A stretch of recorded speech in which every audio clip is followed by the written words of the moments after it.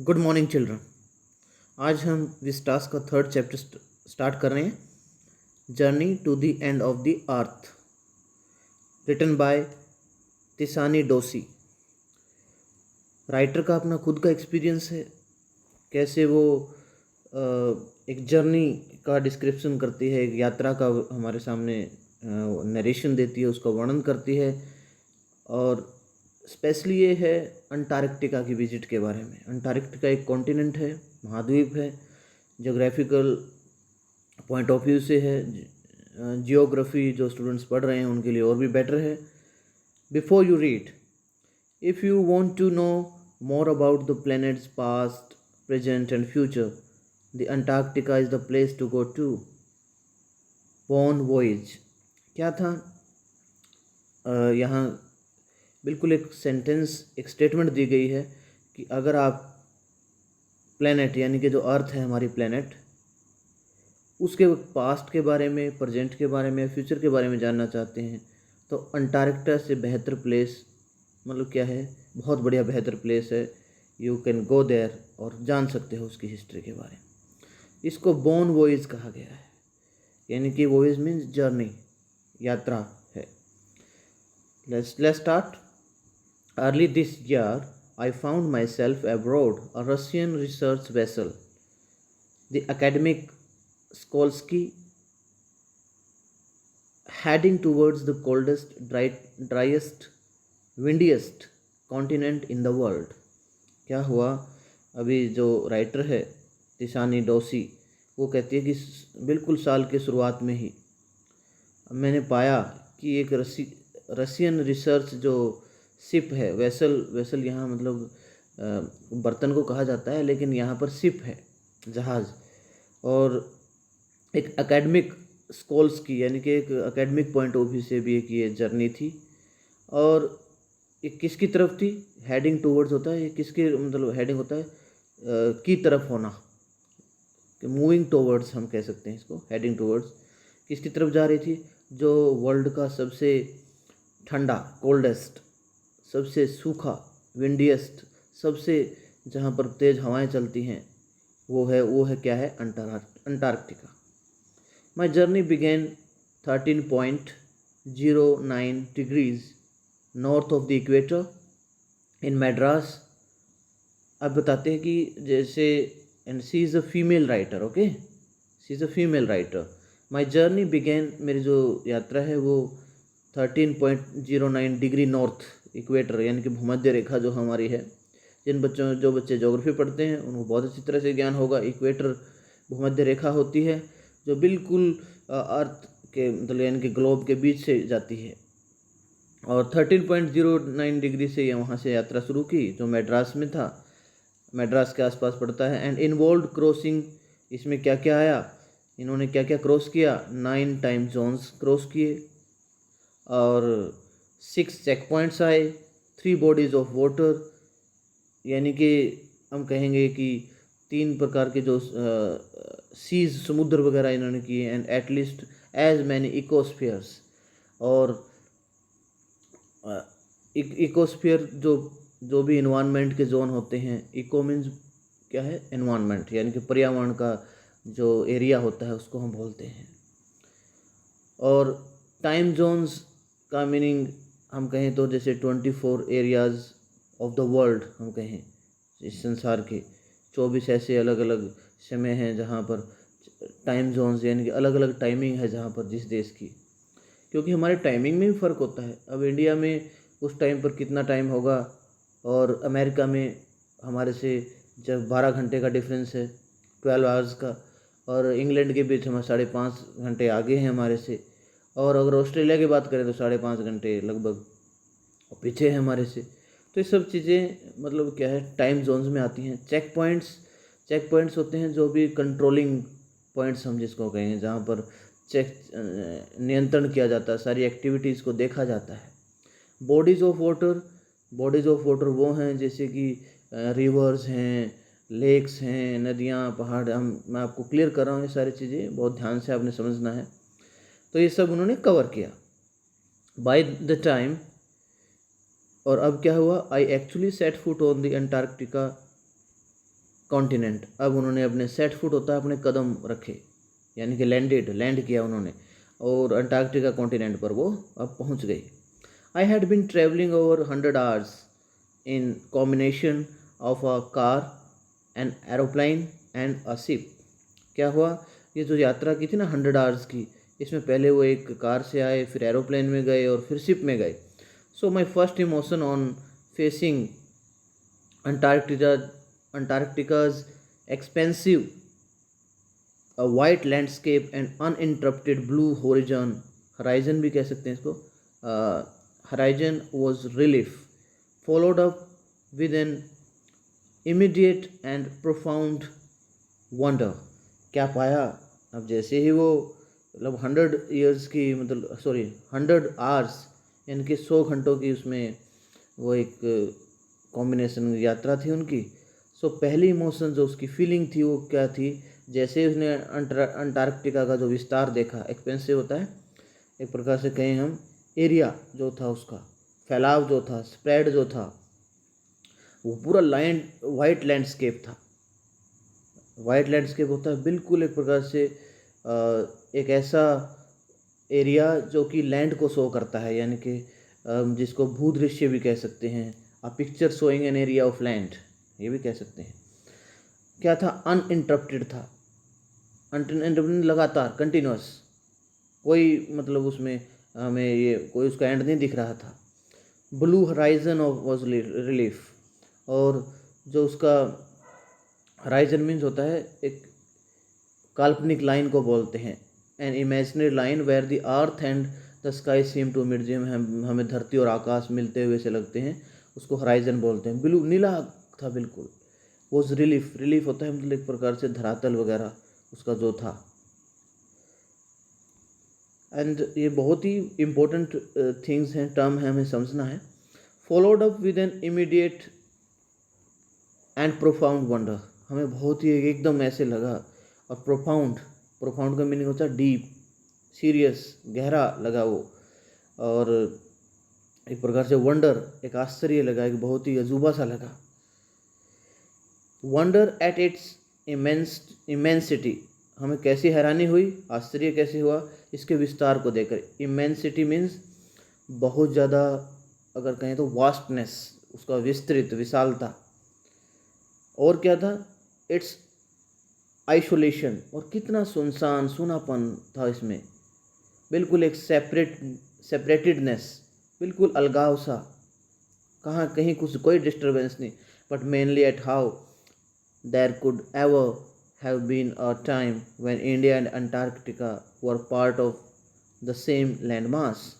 और ऐसा भी मतलब मुख्य तौर पर कि कैसे एक ऐसा भी टाइम था जब इंडिया और अंटार्कटिका एक ही लैंड मास का क्या है, हिस्सा रहे थे। लैंड मास क्या होता है, लैंड मास को भी समझना है, लार्ज एरिया ऑफ लैंड, यानी कि बहुत मतलब एक विशाल भूखंड जिसको हम बोल सकते हैं। Okay, so part of the history, हम इसकी हिस्ट्री देखते हैं। अब देखो ऐसा है, राइटर जो तिसानी डोसी है वो अपना एक्सपीरियंस शेयर कर रही है, और मतलब एक प्रकार से वो 52 स्टूडेंट्स के साथ गई है, और उनको एक मतलब एक प्रकार अंटार्कटिका जर्नी के लिए उनका जो टूर है स्कूल का बहुत इंपॉर्टेंट है। और बच्चों को जो है ना, चिल्ड्रन को ऐसी ऐसी चीज़ें दिखाना काफ़ी क्रिएटिव रहता है, इसीलिए उसका यही मेन एम है। Part of history, 650 million years ago, a giant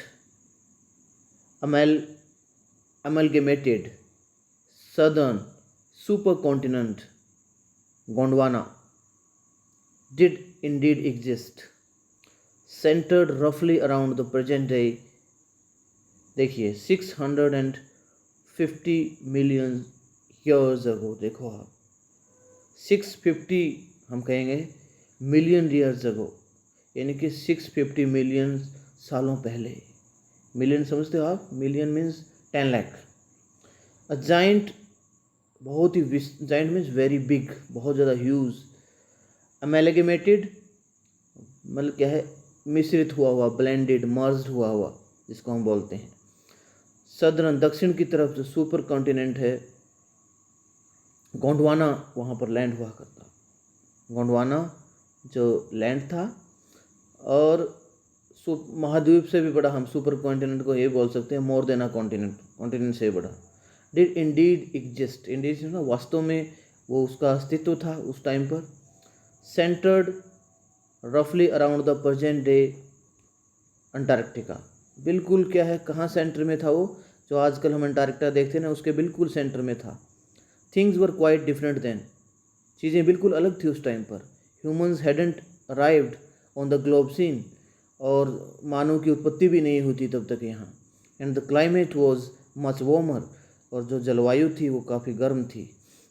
hosting a huge variety of flora and fauna, सिर्फ क्या था, फ्लोरा एंड फोना क्या होता है, बहुत इंपॉर्टेंट वर्ड है, आपको ध्यान से समझना है कि जो पेड़ पौधे, वन जीवन, इसको हम बोलते हैं फ्लोरा एंड फोना। तो वो यहाँ पर थी सिर्फ, और आदमी की उत्पत्ति हुई ही नहीं थी यहाँ पर।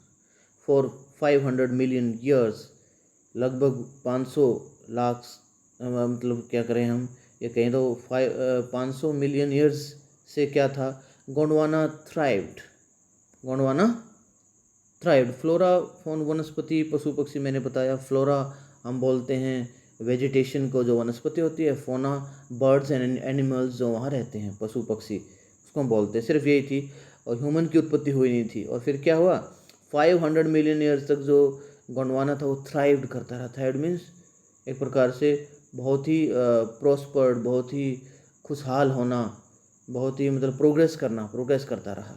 उस टाइम पर क्या था, but around the time when the dinosaurs were wiped out, लेकिन एक ऐसा टाइम आया जब जो डायनासोर थे वो लुप्त से हो गए थे।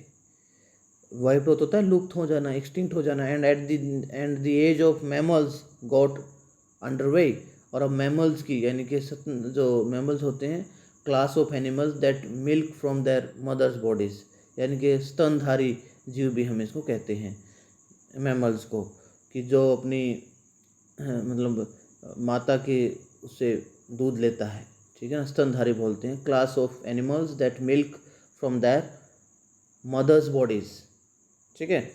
तो अब ये हुआ कि मैमल्स का ज़माना आ गया, डायनासोर्स लुप्त हो गए। ये वर्ल्ड की हिस्ट्री बता रहा है कि कैसे आदम की the land mass was force to separate into countries, जो लैंड मास थे बड़े बड़े, वो अब किस में चेंज हो गए, कंट्रीज़ में। Shaping the globe much as we know it today, और ये ग्लोब बन गया जिसको हम आज ग्लोब कहते हैं ना, फिर ये ग्लोब बन गया। To visit Antarctica now is to be a part of that history, ये जो मैं अंटार्कटिका विजिट के बारे में आपको बता रहा हूँ, यही हिस्ट्री का ये पार्ट है। To get a grasp of where we have come from, ये एक प्रकार से इस पर पकड़ बनाने के लिए, कैचिंग पावर बनाने के लिए कि हम कहाँ से आए हैं। And where we could possibly be heading, और कहाँ हम मूव कर रहे हैं, कहाँ हम जा रहे हैं। It's to understand the significance of cordilleran, cordilleran भी कह सकते हैं, folds and pre Cambrian granite shields, ozone and carbon, evolution and extinction. तो ये क्या था, ये सारी जो ये मीनिंग आपको मैं क्लियर कर देता हूँ एक बार। कॉर्डिलन, कॉर्डिलन क्या होता है, एक हम बोलते हैं जैसे कोई भी ये नाम है ज्योग्राफी में हम कल बोलते हैं, फोल्ड्स होते हैं ये, और ये जैसे माउंटेन्स वगैरह में होते हैं, इनका नाम होता है। प्री कैम्ब्रियन ग्रेनाइट सील्स थी वहाँ पर, ozone and carbon he carbon था। इवोल्यूशन एंड, उनका उत्थान होता रहता था, पतन होता रहता था, यानी कि इवोल्यूशन होता है किसी चीज़ की उत्पत्ति होना, और एक्सटिंक्शन होता है किसी चीज़ का लुप्त होना। ओजोन लेयर थी वहाँ पर, कार्बन था, ग्रेनाइट सील्ड्स थी, ये सब बात है कि वहाँ पर ये सब था। When you think about all that, जब हम इन सब के बारे में सोचते हैं ना, can happen in a million years, कि क्या ये मिलियन ईयर्स में ही घटित हो सकती हैं चीज़ें, ये जो उथल पुथल है, ग्रेट अपहीवल बोलते हैं इंग्लिश में इसको। और उसके बाद आते हैं कि कैसे इनका उत्थान और कैसे पतन हुआ। It can get pretty mind blowing, ये बहुत बढ़िया, मन को बहलाने वाला, बहुत अच्छा इंटरेस्टिंग था उसके लिए जर्नी करना। और क्या हुआ कि इमेजिन, अब वो थोड़ा सा क्रिएटिव बनाता है बच्चों की। जस्ट इमेजिन कि कल्पना करो, इंडिया पुशिंग नॉर्थ वर्ड्स, कि इंडिया मान लो उत्तर की तरफ आ रहा है, jamming against Asia to buckle its crust. और अगर हम देखें जैमिंग, जैमिंग का मीनिंग है यहाँ पर ब्लॉकिंग, मतलब रोकना किसी चीज़ को। भाई आपको against Asia to buckle its crust, buckle, buckle को बोलेंगे हम बैंड करना, मतलब क्या है, एक प्रकार से मुड़ तुड़ जाना जिसको बोलते हैं। मतलब क्या कर रहा है अब, India pushing north, north word की तरफ आ रहा है, एशिया को बिल्कुल थोड़ा सा क्या कर रहा है, रोकते हुए, और उसको मुड़ मुड़ने टू बकल इट्स क्रस्ट, की जो इसका क्रस्ट, कस्ट होता है मतलब ऊपर का पार्ट, ऊपर की सतह को बोलते हैं। एंड फॉर्म द हिमालयाज, और फिर क्या है, इससे क्या बना, हिमालय बना। हिमालय वर्ल्ड का सबसे यंग माउंटेन है अगर हम कहें तो ये ऐसे नहीं बना था, ये बहुत ग्रेट अपहेवल हुई थी, बहुत उथल पुथल हुई थी। साउथ अमेरिका क्या हुआ फिर, drifting off to join North America. अब क्या हुआ, साउथ अमेरिका जो है एक ये भी कॉन्टिनेंट है, ये ड्रिफ्ट कर रहा था, खिसक रहा था किसकी तरफ, नॉर्थ अमेरिका की तरफ। Opening of the Drake passage to create a cold circumpolar current.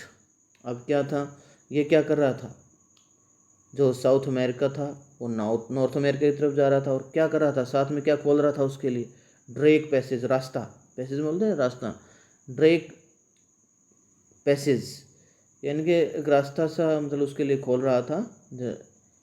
सरकम polar होता है गोइंग राउंड द पोल, की ध्रुव के आसपास घूमना, पोल जो नॉर्थ पोल साउथ पोल है उसके साथ ही वो घूमने लग गया। टू क्रिएट कोल्ड सर्कम्बुलर करंट, यानी कि ठंडी जो एक बहुत ही जो ध्रुव के आसपास गोल गोल घूमती है जो धारा, उसको कीपिंग अंटार्कटिका फ्रिजिड, जिससे क्या हो रहा था, अंटार्कटिका बहुत ठंडा हो रहा था। Frigid means cold, very cold, बहुत ठंडा हो रहा था।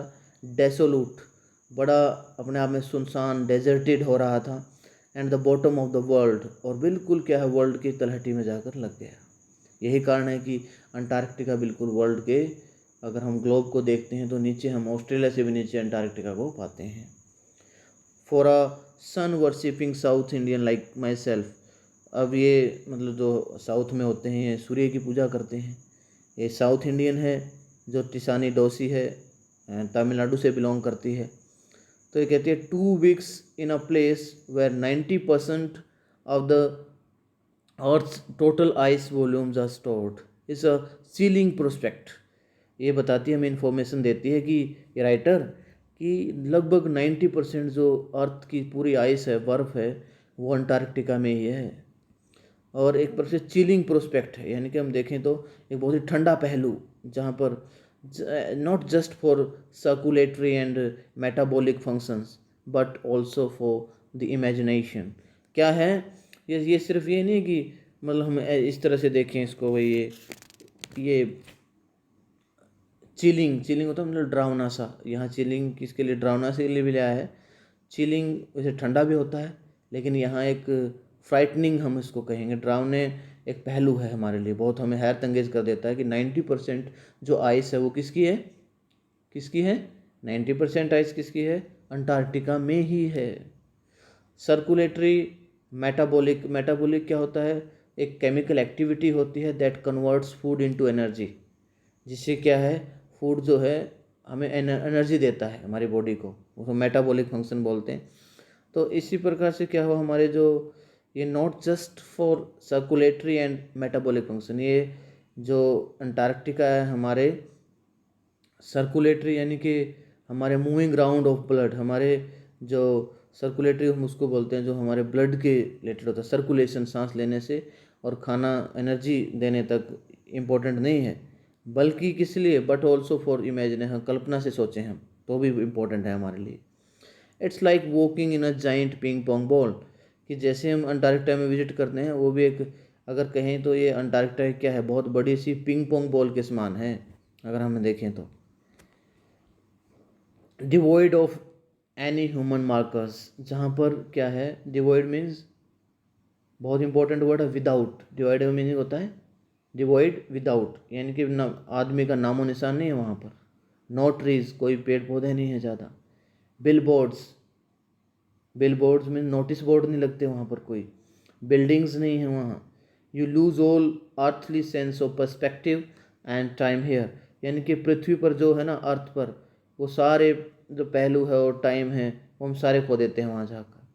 The visual scale ranges from the microscopic to the mighty, यानी कि विजुअल स्केल रेंजेस, यानी कि हम देखें तो जो वहाँ से आँखों से दिखाई देने वाले विजुअल में, जो आँखों से सीन विद आइज, स्केल होता है मेजरमेंट, मतलब मापना।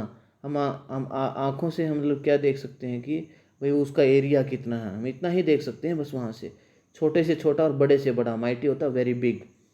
मिजीज and mites to blue whales, वहाँ पर मिजीज और माइट्स क्या होते हैं?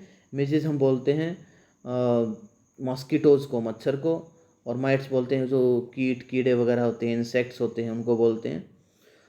एंड मेजर ये मिलेंगे वहाँ पर टू ब्लू वेल्स। वेल्स अगर हम कहें तो एक मछली को बोलते हैं, type of fish, blue whale. और आगे देखिए और क्या क्या है वहाँ पर, and icebergs as big as countries, इतने बड़े बड़े बर्फ़ के मतलब पहाड़ हैं, जैसे माउंटेन हैं, जैसे कि कंट्री हो। The largest recorded was the size of Belgium, last Belgium जो कंट्री है ना, जितना बड़ा, इतना बड़ा एक आइसबर्ग भी है वहाँ। डेज गो ऑन, दिन बीतते जाते हैं, एंड ऑन, बीतते जाते हैं, and on in surreal 24 hour austral summer light. और क्या होता है सरियल को हम क्या बोलेंगे यहाँ पर, ड्रीम लाइक, जैसे सपने जैसा लगता है हमें, ड्रीम लाइक सरियल 24 आवर ऑस्ट्रल। ऑस्ट्रल क्या है? ऑस्ट्रल को हम सदर्न बोलते हैं, दक्षिणी, जिसको हम हिंदी में कहते हैं। समर लाइट है वहाँ पर, मतलब बिल्कुल गर्मी का प्रकाश है। और एंड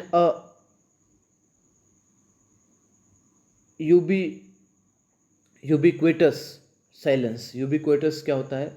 एक प्रकार से देखें तो जो प्रेजेंट एवरीवेयर, जो हर जगह है, यानी कि ओमनी हम जिसको बोलते हैं, जो हर जगह, मतलब एक खामोशी सी रहती है वहाँ, शांत है। Interrupted only by the occasional avalanche और कॉल्विंग आई सीट। क्या है वहाँ पर? सिर्फ क्या डिस्टर्बेंसी होती है, कई बार ओकेजनल, कभी कभार क्या आ जाते हैं, कहें तो एवलेंच, एवलेंच को हिमस्खलन को बोलते हैं। एवलेंच एक ज्योग्राफी का वर्ड है, यानी कि जिसमें जो पहाड़ वगैरह है वो खिसकने लग जाते हैं, यानी कि a large mass of ice that falls down from a mountain, यानी कि बर्फ़ पिघलने लग जाती है। बस ये तो होता रहता है वहाँ पर। एंड कॉल्विंग आइस शीट, और जिससे क्या हो सकता है कि जो कॉल्विंग मीन्स हियर ब्रेकिंग अप, यानी कि टूटना, कि क्या होता है कि आइस की शीट, यानी कि बर्फ़ की जो बिल्कुल शीट होती है वो टूटने लग जाती है। कॉन्सिक्रेट्स द प्लेस, कॉन्सिक्रेट्स होता है एक प्रकार से प्योरीफाई करना, किसी को रिस्पेक्ट देना। और इससे क्या हो जाता है, वो जैसे हम कहते हैं ना, कोई भी हम पूजा पाठ वगैरह करते हैं और पानी वगैरह गंगा जल छिड़कते हैं तो शुद्ध हो जाता है। ऐसे ही ये जो आइस की शीट जब पिघलती है, पूरा का पूरा अंटार्कटिका क्या होता है, शुद्ध हो जाता है। इट्स एन इमर्जन, इमर्जन क्या होता है? कंप्लीट इन्वॉल्वमेंट, किसी की मतलब हम ज़्यादा शामिल करते हैं पूरा। That will force you to place yourself in the context of the earth geological history. अगर हम देखें तो इट्स एन इमर्जन क्या होता है? Complete involvement. ये पूरा का पूरा इसका सारा जो खेल है ना, ये पूरी अर्थ को प्रभावित करता है, जिसमें पता चलता है कि जो कि अर्थ की हिस्ट्री क्या है, कैसे पृथ्वी की उत्पत्ति हुई।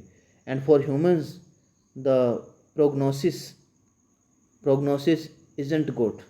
और अगर हम आदमियों की बात करें, जो प्रोग्नोसिस है, यानी कि जिसके हम बोलते हैं पूर्वानुमान, प्रिडिक्शन जिसको बोलते हैं, जजमेंट अबाउट फ्यूचर, कि पूरा अगर वो सही नहीं है इसके बारे में, क्योंकि and for humans the prognosis isn't good, यानी कि हमें पूर्वानुमान हम नहीं लगा सकते इस बारे में, सही नहीं है ये चीज़। ह्यूमन इम्पैक्ट क्या रहा इसका? Human civilisations have been around for paltry 12,000 years, barely a few seconds of the geological clock. क्या हुआ? आदमी की मानव सभ्यता की बात करें तो लगभग पोल्ट्री पोल्ट्री का वर्ड है वेरी स्मॉल, कि सिर्फ 12,000 साल ही हुए हैं जबकि आदमी के ऊपर मानव सभ्यता आई है। बेयरली a few seconds on the geological, अगर पृथ्वी के क्लॉक की बात करें तो बहुत कम सेकंड हुए हैं ऐसा माने तो। In that short amount of time, इसी थोड़े समय में क्या हुआ? We have manage to create quite a rocks etching our dominance over nature with our villages, towns, cities, mega cities. और हमने क्या कर दिया है इन द शॉर्ट पे, थोड़े से टाइम में क्या किया हमने क्वाइट अ रकस बोलते हैं एक नॉइजी आर्गूमेंट को, शोर शराबे वाली बहस हमने शुरू कर दी है। नॉइजी आर्गूमेंट जिसको बोलते हैं, बहस शुरू कर दी है। और ईचिंग आर डोमिनेंस, हमने क्या कर लिया है? ईचिंग होता है, वैसे तो हम बोलते हैं छापते, ईचिंग खुजली करना भी होता है, लेकिन यहाँ पर जो इसका मीनिंग है वो है कि ईचिंग मीन्स किसी चीज़ के साथ प्रिंटिंग, जैसे छापना किसी चीज़ को। और डोमिनेंस होता है हमारा प्रभाव जमाना, और नेचर के साथ हमने अपना प्रभाव जमा लिया है और उसमें क्या कर दिया है? विलेज बना दिए, टाउन्स बना दिए, सिटीज़ बना दिए और मेगा सिटीज़ बना दिए, बड़े बड़े शहर बना दिए।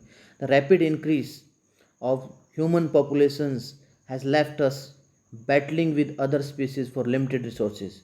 क्योंकि जैसे ही आदमी की जो ह्यूमन पॉपुलेशन बढ़ी तो उससे रिसोर्सेज की भी हमारे पास लिमिटेशन हो गई, यानी कि हम रिसोर्सेज हमारे पास कम रह गए दूसरे स्पीसीज जातियों के लिए। And the unmitigated burning of fossil fuels has now created a blanket of carbon dioxide around the world। और हम क्या करते हैं? अनमिटिगेटेड होता है completely बैड, जिसको हम करें बहुत बुरी बात है हमारी कि unmitigated burning of fossil fuels, यानी कि जीवाश्म ईंधन जिसको बोलते हैं, जो गला सड़ा सब कुछ होता है, उसको जलाने से हमारे मतलब क्या एक प्रकार से कार्बन डाइऑक्साइड की एक कंबल सा, यानी कि चादर सी बिछ गई है हमारे वर्ल्ड में, which is slowly but surely increasing increasing the average global temperature. जैसे हमारा जो ब्रह्मांड का ग्लोब का टेम्परेचर वो बढ़ रहा है, ग्लोबल वार्मिंग हो रही है, जिसकी वजह से climate change is one of the most hotly contested environmental debates of our time. हमारी सबसे बड़ी समस्या है कि जलवायु परिवर्तन हो रहा है, ये हमारे पर्यावरण की सबसे बड़ी डिबेट का विषय भी है ये, और प्रतिस्पर्धा कॉन्टेस्ट रहा हमारा इसके साथ। Will the West Antarctic ice sheet melt entirely, ये क्वेश्चन है हमारे सामने कि जो पश्चिम की तरफ जो अंटार्कटिक आइस शीट है ना, क्या वो पूरी तरह से मेल्ट हो जाएगी, पिघल जाएगी? Will the Gulf Stream ocean current be disturbed, और क्या जो गल्फ स्ट्रीम यानी कि जो नदी हैं, महासागर है, वो उसकी धाराएं हैं जो बी डिस्टर्बटेड, क्या वो डिस्टर्ब हो जाएंगी, वो रुक जाएंगी? मे भी हो सकता है, मे नॉट भी, नहीं भी हो सकता है, may be not. Either way, अगर हम दूसरे तरीके से कहें, Antarctic is a crucial element in this debate, Antarctica बहुत ही इंपॉर्टेंट रोल प्ले कर सकता है इस मामले में। नॉट दस because it's the only place in the world, इसलिए नहीं कि ये संसार का अकेला ऐसा प्लेस है which has never sustained a human population, जहाँ ह्यूमन पॉपुलेशन कभी गई ही नहीं, and therefore remains relatively pristine in this respect, और ना कभी ऐसा there has been a sustained and therefore remains relatively pristine in this respect। और ऐसा नहीं कि ये बिल्कुल अब बहुत ही प्रिस्टीन मीन्स एंशियंट, ओरिजिनल, पुरातन, अब तक जो है जैसे पहले था लाइफ ऐसे ही बिल्कुल सेम ऐसे ही है, कोई चेंज नहीं आया वहाँ पर। बट मोर इम्पोर्टेंटली, लेकिन सबसे इम्पोर्टेंट बात क्या है? Because it holds in its ice course 500,000 year old carbon records trapped in its layers of ice. सबसे इम्पोर्टेंट चीज़ है कि इसकी जो आइस की लेयर है ना, उसमें कार्बन रिकॉर्ड है जो कि 500,000 ईयर ओल्ड अभी भी हम उसमें देख सकते हैं। उससे उसको रिसर्च करके हम अर्थ के उसको पास्ट प्रेजेंट फ्यूचर को हम इजीली जान सकते हैं। If you want to study and examine the earth past, present and future, Antarctica is the place to go. ये टाइटल भी है कि अगर हम अर्थ के प्रेजेंट, पास्ट और फ्यूचर को जानना चाहते हैं तो अंटार्कटिका से बेटर प्लेस हमें नहीं मिल सकता। Students on ice, the programme I was working with on the Shokalskiy, कि ये अब थोड़ी इन्फॉर्मेशन देती है कि हमें हमारा जो मिशन था, हमारा टॉपिक जो था टूर का, वो स्टूडेंट्स ऑन आइस था, प्रोग्राम था हमारा ये, और मैं एक स्कॉल्स्की उस पर काम कर रही थी। Aims to do exactly this by taking high school students to the ends of the world. सिर्फ मेरा यही एम था कि हाई स्कूल के स्टूडेंट्स को इसकी विजिट करवाना, and providing them with inspiring educational opportunities, और बढ़िया बढ़िया एजुकेशनल अपॉर्चुनिटीज़, अवसर देना उनको, इंस्पायर करना, प्रेरित करना, which will help them foster a new understanding and respect for our planet, और जिससे हमारे प्लेनेट के प्रति उनकी एक नई समझबूझ पैदा होगी। It's been in operation for 6 years now, कि इसको 6 साल हो गए इस ऑपरेशन को, headed by Canadian Geoff Green के द्वारा इसका मतलब क्या है, इसकी हेड मतलब अध्यक्षता की गई, वो साथ में थे। Who got tired of carting celebrities and retired, और जो मतलब एक प्रकार से थक से गए थे, टायर्ड हो गए थे। कार्टिंग सेलिब्रिटीज़ यानी कि जो मेन हस्तियाँ होती हैं, फेमस पर्सनैलिटी होती हैं, उनको ढुलाई करवाते करवाते कार्टिंग करवाते करवाते वो थक से गए थे। एंड अब क्या हुआ, rich curiosity seekers who could only give back in a limited way, जो मतलब क्या है, अपने आप में क्यूरियोसिटी सीकर्स होते थे, उत्सुकता भी जिनके भरी होती थी कुछ कर गुजरने की, उनके लिए था। With students on ice he offers the future generation of policymakers a life-changing experience at an age when they are ready to absorb, learn and most importantly act।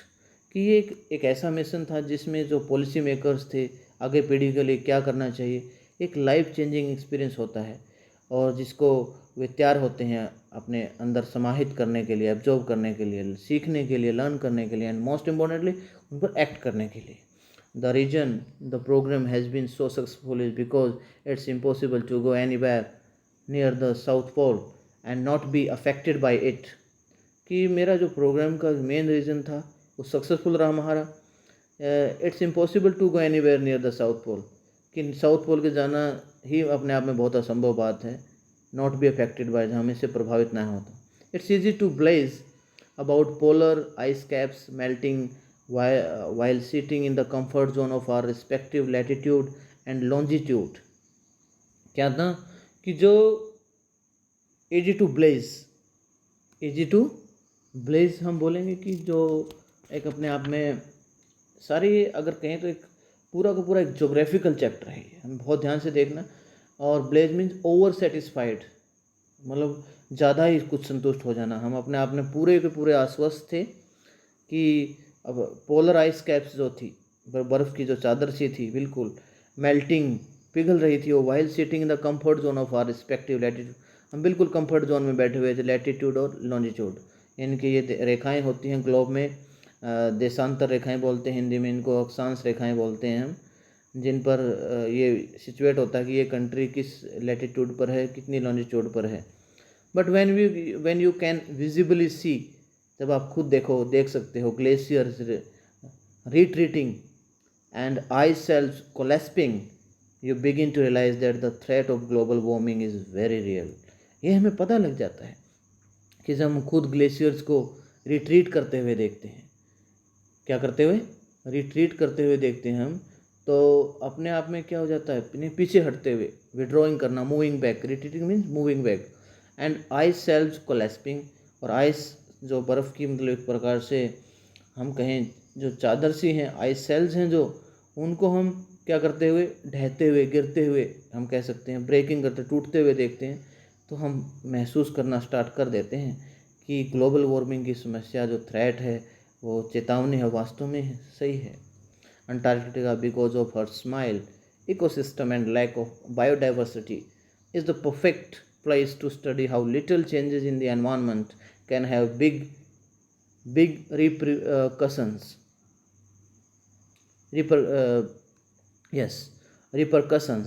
Repercussions क्या होता है कि जो रिएक्शंस होती हैं, प्रतिक्रियाएं होती हैं वो। तो हमारे सिंपल इकोसिस्टम यानी कि पर्यावरण को, और देखते हैं जहाँ पर लैक ऑफ बायोडाइवर्सिटी यानी कि जहाँ पर क्या है, जीवन की इतनी डाइवर्सिटी, लैक ऑफ बायोडाइवर्सिटी में जहाँ जीवन की इतनी मतलब डाइवर्सिटी यानी कि बहुत अलग अलग चीज़ें वहाँ पर देखने को मिलती हैं।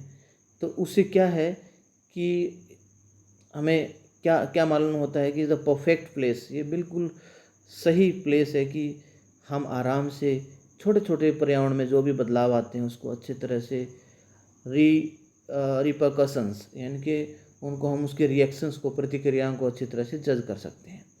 Take the microscopic phytoplankton, those grasses of the sea and that nourish and sustain the entire southern ocean's food chain।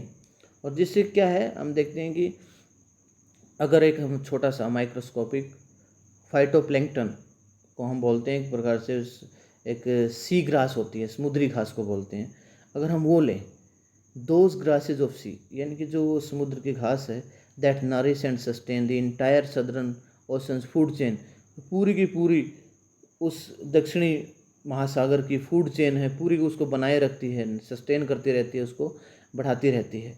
These single celled plants use the sun's energy, यही जो सिंगल सेल वाले प्लांट्स होते हैं ना, यही जो सन की energy को यूज़ करते हैं, क्या करने के लिए, to assimilate carbon and synthesise organic compounds in that wondrous and most important of, यानी कि हम देखें तो ये जो छोटे छोटे प्लांट्स होते हैं, सन की एनर्जी को असिमिलेट करके, असिमिलेट करना होता है एक प्रकार से शामिल करना, एब्जॉर्ब करना, उसको शामिल करके कार्बन एंड सिंथेसाइज, सिंथेसाइज क्या होता है, चीज़ों को प्रोड्यूस करना, मतलब बाई और दूसरे दूसरे चीज़ें मिलाकर उसको ऑर्गेनिक कंपाउंड्स बनाते हैं, वंडरस ऑर्गेनिक कंपाउंड्स बनाते हैं, उनको जोड़ते हैं लिविंग ऑर्गेनिज्म को। Wondrous means wonderful. और फिर क्या है, बड़ा आश्चर्यजनक हम देखते हैं कि and most important of process is called photosynthesis, और जिससे ऐसी प्रक्रिया सामने आती है जिसको हम फोटोसिंथेसिस कहते हैं, कि कैसे जो प्लांट्स होते हैं वो सन से अपना जो फूड है वो बनाते हैं, यानी कि प्रकाश संश्लेषण क्रिया भी बोलते हैं हिंदी वाले बच्चों के लिए। Scientist warn that a further depletion in the ozone layer will affect the activities of phytoplankton. क्या है, अगर ज़्यादा ओजोन लेयर में क्या है, छेद हो रहे हैं, ओजोन लेयर में ज़्यादा डेप्लीशन हो रहा है। डेप्लीशन का मतलब होता है एक प्रकार से उसमें कुछ रिडक्शन हो रहा, कमी आ रही है, जिससे क्या है कि जो हमारे जो टेम्परेचर है, ओजोन लेयर बहुत बुरी तरह से प्रभावित हो रही है, which in turn will affect the lives of all the marine animals. Marine होता है जो भी समुद्री जीव हैं, मैरीन का मतलब सी, जो समुद्री जीव and birds of the region, जो पक्षी हैं उससे बहुत ज़्यादा प्रभावित होते हैं। And the global carbon circle भी उससे बहुत ज़्यादा प्रभावित होता है। In the parable of the phytoplankton there is a greater metaphor for existence. आजकल मतलब रूपक अलंकार दिया गया है एग्जिस्टेंस के लिए फाइटोप्लैंक्टन के केस में। Take care of small things and the big things will fall into place, कि छोटी छोटी चीज़ों का ध्यान रखो, बड़ी चीज़ें अपने आप सेट हो जाएंगी। Walk on the ocean, the Antarctica experience was full of such epiphanies. अब यहाँ पर जो राइटर बता रही है हमें कि हमारे लिए जो ये एक्सपीरियंस रहा, और एपिफेनीज बोलते हैं moments of very strong emotions, हमारे लिए बहुत ही भावुक टाइम रहा ये experience. But the best awkward just short of the Antarctic circle eight 65.55 degrees south. सबसे बढ़िया हमारे लिए क्या रहा, अंटार्कटिक सर्कल है जो 65 डिग्री साउथ में पड़ता है। And the Skolsky had managed to wedge herself into a thick white stretch of ice between the peninsula and Tadpole Island, which was preventing us from going any further। क्या हुआ, स्कोल्स्की कौन है यहाँ पर, writer है, उसने वेज किया। Veg करना क्या होता है, अपने आप में एक एंटर अ नैरो स्पेस, एक तंग आकार उसमें घुस जाना, उसमें वो घुस गई और वहाँ पर जाकर देखा कि बहुत स्ट्रेच होता है, फैलाव, आइस का बहुत ज़्यादा फैलाव था। कहाँ कहाँ, पेनिनसुला और टेडपोल आइलैंड के बीच, ये दोनों आइलैंड हैं उनके बीच। Which was preventing us from going any, जिससे हम आगे जाने से रुक रहे थे अपने आप में। The captain decided we were going to turn around and head back north. और कैप्टन ने फैसला किया हम कहाँ जा रहे हैं, कि हम तो मुड़ रहे हैं और हम पीछे नॉर्थ की तरफ रुख कर रहे हैं। बट बिफोर वी डिड, लेकिन इससे पहले हम ऐसा करते, we were all instructed to climb down the gangplank and walk on the ocean. और इससे पहले हमने क्या करना था, गैंग प्लैंक क्या था, गैंग प्लैंक को बोलते हैं एक बोर्ड होता है for walking between the boat and शोर। नाव के तट पर जाने के लिए एक फट्टा सा होता है जिसको हम बोलते हैं, उसके लिए वो कर रहे थे हम। And walk on the ocean, और हम समुद्र के उस पर, महासागर जो था उस पर सैर करना चाहते हैं। सो देयर वी वर, हम वहाँ पहुँच गए। ऑल 52 ऑफ अस, सारे कितने थे संख्या में, 52 थे। Kitted out in Goretex and clears, और हम किटेड का मीनिंग है यहाँ पर, किटेड आउट कि बिल्कुल provided the correct clothes and equipment, सही मतलब कपड़ों और सामान का जो इंतजाम करके हम आए थे, किट लिए हुए थे पूरी। गोरटेक्स एंड ग्लेयर्स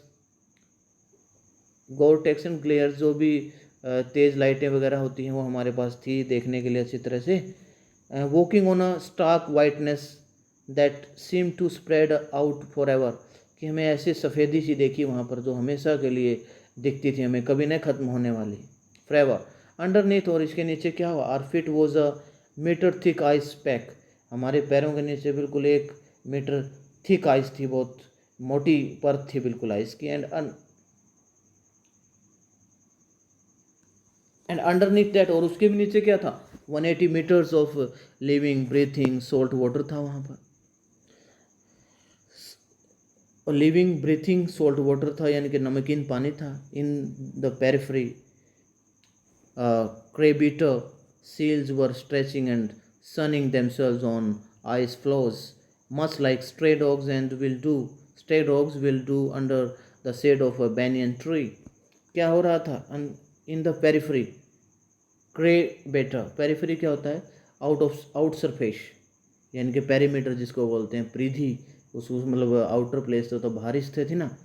पेरिफेरी क्रेबेटर में जो सील्स थी वो फैल रही थी, सनिंग गर्म हो रही थी, them sun on ice floes, इनके बर्फ़ के उसमें गर्म हो रही थी। मस्ट लाइक स्ट्रे डॉग, जिस प्रकार से कोई आवारा कुत्ते होते हैं ना, will do under the shade of a banyan tree, हो जाते हैं, हमें ऐसा महसूस हो रहा था कि आवारा कुत्ते क्या हैं, जब बरगद के पेड़ के नीचे की छाया में आकर खड़े हो जाते हैं, ऐसा लग रहा था। It was nothing sort of a revelation होता है बहुत ही अपने आप में रहस्यमयी, रिवीलिंग फैक्ट था अपने आप में, एक बहुत अच्छा। It was nothing sort of revelation, बड़ा अच्छा लगा हमें। एवरीथिंग डज इंडीड कनेक्ट, हर चीज़ आपस में जुड़ी हुई है वहाँ। 9 time zones, 6 check points, 3 bodies of water and many ecospheres later. बाद में हमने जो शुरू में ये चीज़ें देखी थी, बाद में फिर हम 9 टाइम जोन से 6 point, 3 bodies of water and many ecospheres वहाँ पर थे। आई वॉज स्टिल वॉन्डरिंग, अभी भी मैं हैरान थी कि about the beauty of the balance in play of our planet, कि कितना प्लेनेट को बैलेंस किया हुआ है हमने। How would it be if Antarctica were to become the warm place, अगर अंटार्कटिका गर्म हो जाता तो हमारे साथ क्या हुआ होता, that it once used to be, जो एक पहले हुआ करता है।